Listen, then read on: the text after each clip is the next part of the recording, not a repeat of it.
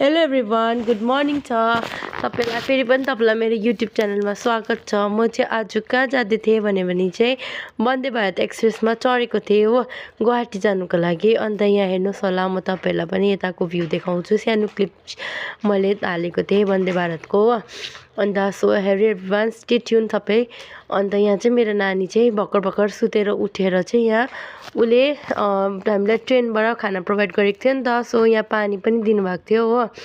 अन्त यहाँ चाहिँ बिस्किट र चिया दिनुभएको थियो, तर म चिया चाहिँ पिउँदिनँ। त्यही जस्ट मलाई सो गरेको के दिन्छ भनेर चाहिँ। अन्त यहाँ चाहिँ हामी आसाम तर्फबाट पनि लागे। यो चाहिँ कामाख्या जङ्सनको क्लिप सेयर गरेको, किनकि मैले यो चाहिँ रेकर्ड गरेको थिएँ नि त। अरू त मैले त्यस्तो रेकर्ड गर्नु पाएन। सो यहाँको चाहिँ मैले तपाईँलाई भ्यू देखाएको यस्तो छ हो। अन्त यहाँ चाहिँ मेरो छोरा पनि उयो गर्दै थियो, त्यही भएर मैले त्यस्तो राम्रो रेकर्ड गर्नु पनि पाएन। अन्त पुरा उयो के भन्छ भिड थियो नि त।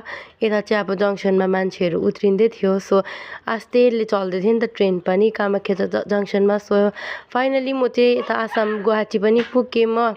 सो आफ्टर 2 इयर्सको बाद आएको होला, म पहिला पनि आएको हो यता चाहिँ। अन्त अहिले पनि कति वर्ष बाद आएँ। अन्त यहाँ चाहिँ म तपाईँहरूलाई यो पनि सो गरेको छु हो। अन्त यताको चाहिँ यस्तो छ भ्यू हो। भ्यू चाहिँ राम्रो छ एकदमै।